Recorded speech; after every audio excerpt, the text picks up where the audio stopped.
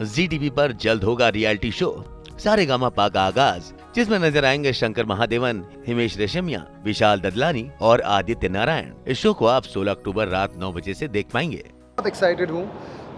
जैसा कि मैं हमेशा कहता हूँ कि सारेगामापा और सारेगामापा का जो स्टेज है, it always feels like home. तो जब भी मैं यहाँ पर वापस आता हूँ, एक घर वापसी वाली फीलिंग आती है। It always feels like its home coming for me.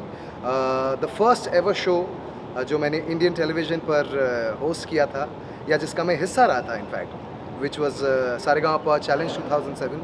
और उस वक्त मैं आई थिंक 18.5 साल का एक जवान, बहुत ज़्यादा जवान, और दिखने में शायद 13-14 वर्षीय था।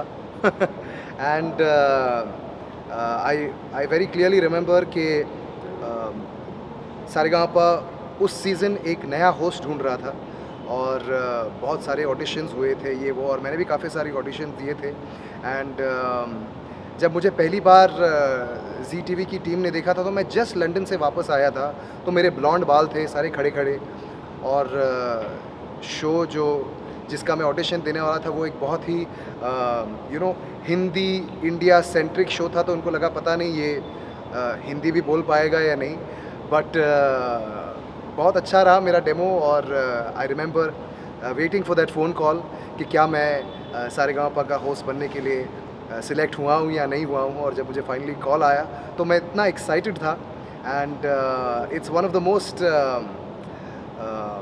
Memorable moments of my life. उम्र में मेरी शुरुआत हुई थी, तो मुझे ऐसा लगा था कि एक ऐसी दास्तान, एक ऐसी जर्नी, एक ऐसी ज़िंदगी का जो आगमन या ज़िंदगी की शुरुआत हो रही है, जिसके बारे में मैं कभी सोच भी नहीं सकता था। इतना सारा ग्रेट टैलेंट सुनने को मिला, इतनी सारी ज़िंदगी की जो उतार चढ़ाव पड़ाव होते हैं उसे मैं पार करता गया, और उसकी शुरुआत सारेगामापा से हुई थी। यहाँ तक कि दी आइकॉनिक तेरे घर में मुझे रोज़ी रोटी चाहिए, ये शब्द कितना बड़ा बन गया। लोगों के घरों में रोज़ी रोटी बरकत आई। कितना सारा टैलेंट हिंदुस्तान को सारेगामापा ने दिया, म्यूज़िक ने दिया, और इतना सारा टैलेंट की वजह से कितने घरों में रोज़ी रोटी आई, बरकत आई, और आज लोग काम कर रहे हैं। पहले 3, 4, 5, 6, 7, 8 सिंगर होते थे, और आज 8 लाख सिंगर थे। तो उसकी शुरुआत सारेगामापा से हुई थी, और वो तो कभी दिन नहीं भूल सकता जब इजाद हुई थी इस ब्यूटीफुल वर्ड ऊपर वाले के आशीर्वाद से और आपके प्यार की वजह से, जय माता दी लेट्स रॉक की। तो वो दिन, कई साल, कई महीने, कई सीजन्स, क्या कुछ नहीं गुजरा, लेकिन आज भी ऐसा लगता है कल ही की बात है। सारेगामापा का मेरा जो रिश्ता है, सारेगामापा के साथ जो मेरा रिश्ता है वो बहुत सालों से है, right from the beginning of my career. In fact Saregamapa show के साथ हमने बहुत सारे परफॉर्मेंसेस, बहुत सारे मोमेंट्स क्रिएट किए हैं। इनफैक्ट ये शो के साथ हमने ट्रैवल भी किया है, एंड बड़े बड़े दिग्गजों के साथ, जैसे गिरिजा देवी जी, उस्ताद राशिद खान साहब, all kinds of great maestros के साथ भी हमने परफॉर्म किया है ये मंच पर। तो ये सबसे एक हिस्टोरिकल मंच है। आई थिंक 9-10 साल के बाद फिर से आ रहा हूँ मैं एज अ जज, सो मैं बहुत एक्साइटेड हूँ and looking forward to the talent. So what do you love? आपको ये म्यूजिकल रियलिटी शोज को जज करने में सबसे ज़्यादा क्या पसंद आता है? देखिए, हम लोग म्यूज़िक कंपोजर्स हैं, और हम लोग हमेशा ढूंढते रहते हैं, and we get excited by one thing, that is talent. जब हम टैलेंट स्पॉट करते हैं, specially the youngsters, the youth, the generation of today में इतना कूट के टैलेंट भरा है, और ऐसे मंच जब उनको मिलता है, हमारे टाइम पे ऐसा मंच नहीं था। So this is what excites me when we see them.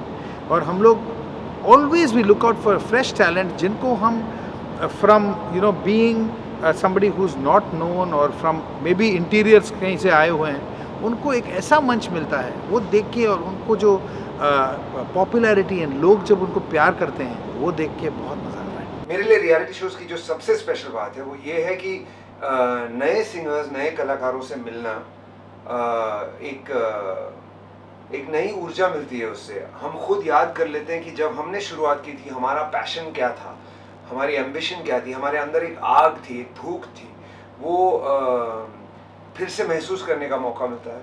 और इस चक्कर में जितना वो हमसे सीख लेते हैं, उतनी सीख हम उनसे भी लेते हैं। सो या ठीक है, इस शो और आने वाले टैलेंट से आपकी क्या एक्सपेक्टेशंस होंगे? देखिए, इंडिया का चक्कर ये है ना कि टैलेंट यहाँ पे लिमिटलेस है।